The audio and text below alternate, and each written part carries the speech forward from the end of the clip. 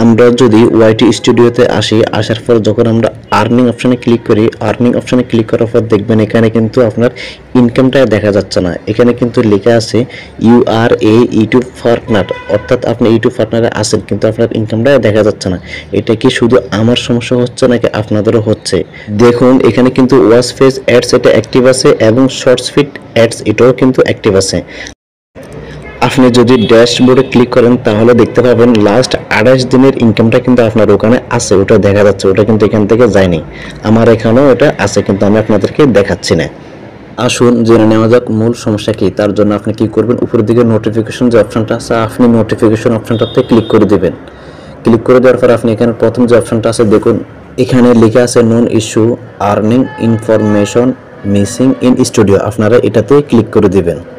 এখানে আসার পর আপনি উপরের দিকে একটা লেখা পাবেন earn information missing in studio, এর মানে হচ্ছে আয়ের তথ্য বা ইনকামের তথ্য স্টুডিওতে অনুপস্থিতি, মানে স্টুডিওতে নাই।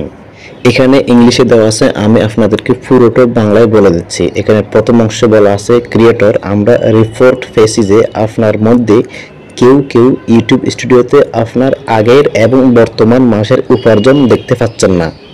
দ্বিতীয় অংশে বলা আছে নিশ্চিত থাকুন এটি স্টুডিওতে প্রদর্শনের সাথে একটি সমস্যা এবং নগদীকরণ প্রভাবিত হয় না, আমাদের দল সচেতন এবং এটি খুঁজছেন। তৃতীয় অংশে বলা আছে আমরা এই থ্রেডটি যে কোনো নতুন তথ্যের সাথে আপডেট করব, আমরা এটি সাজানোর সময় আপনার ধৈর্যের জন্য অনেক ধন্যবাদ।